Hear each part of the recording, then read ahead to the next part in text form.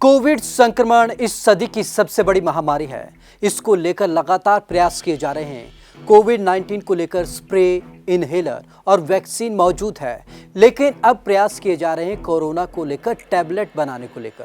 ये टैबलेट कितनी कारगर होगी और किस तरीके से टैबलेट को लेकर रिसर्च चल रही है। और आपको बता दें कि अमेरिका ने इस ओर एक बड़ा कदम बढ़ाया है और हो सकता है कि जल्द ही कोरोना की टैबलेट भी आप सबके हाथ में हो और आसानी से कोरोना को भगाया जा सके। तो आपको ये खास रिपोर्ट दिखाते हैं। अमेरिका के नेशनल इंस्टीट्यूट ऑफ हेल्थ यानी कि NIH के वैज्ञानिक इस वक्त एक खास एंटीवायरल ड्रग बनाने की कोशिश कर रहे हैं, जो न सिर्फ कोरोना वायरस को मात देने के लिए काफी होगा, बल्कि भविष्य में आने वाली अज्ञात महामारी से भी लोगों की जान बचाई जा सकेगी। वैज्ञानिक इसे टैबलेट के रूप में तैयार करेंगे। बाइडेन ने $3 बिलियन का जारी किया रेस्क्यू प्लान। हाल ही में अमेरिकी राष्ट्रपति जो बाइडेन की सरकार ने $3 बिलियन यानी कि करीब 22,243 करोड़ रुपयों का निवेश करते हुए इस अमेरिकन रेस्क्यू प्लान को जल्द पूरा करने का फैसला किया, ताकि कोविड-19 महामारी के खिलाफ एंटीवायरल ड्रग को लेकर रणनीति बनाई जा सके और दवाई बनाई जा सके। जल्द आएंगी मुंह से खाने वाली दवाएं।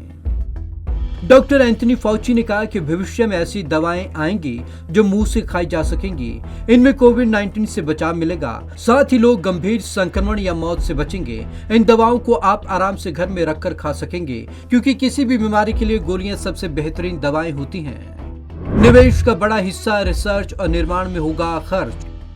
डॉक्टर फाउची ने बताया कि अमेरिकन रेस्क्यू प्लान का बड़ा हिस्सा कोविड-19 ड्रग के रिसर्च और निर्माण में खर्च किया जाएगा। $3 बिलियन में करीब $1.2 बिलियन एंटीवायरल ड्रग थेरेपी को विकसित करने के लिए दिए गए हैं। ये थेरेपी सिर्फ कोविड-19 के लिए ही नहीं, भविष्य में आने वाली संभावित महामारियों को रोकने में संबंधित दवाओं को विकसित करने का काम होगा।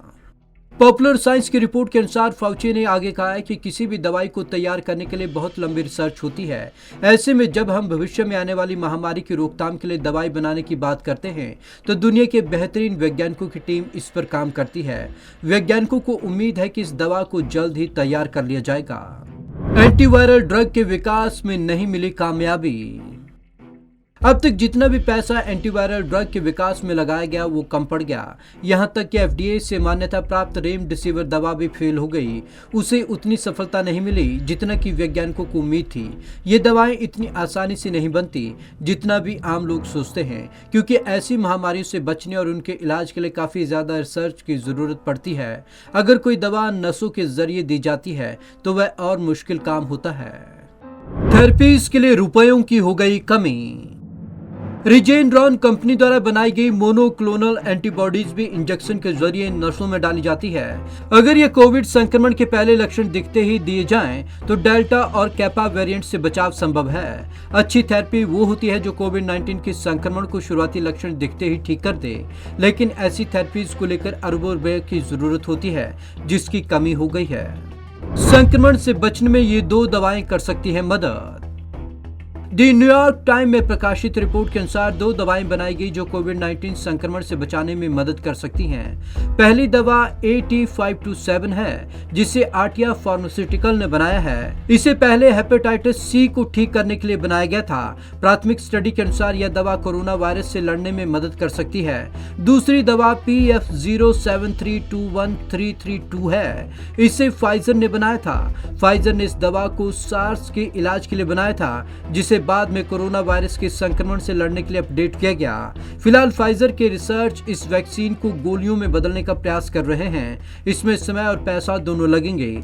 क्लिनिकल ट्रायल करने पड़ेंगे। ऐसे रिसर्च में राष्ट्रपति बाइडेन की तरफ से जारी किए गए पैसे से मदद मिलेगी। Bureau report, Punjab Kesari TV.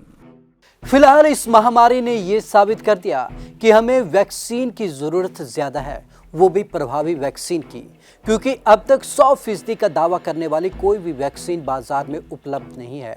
और ये प्रयास इसी तरीके से चलते रहें तो कहीं ना कहीं नतीजे की ओर जरूर पहुंचेंगे।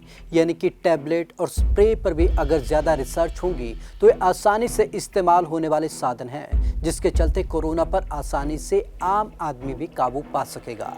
तो आज की इस खास रिपोर्ट में बस इतना ही। विवेक शर्मा को दीजिए इजाज़त। नमस्कार।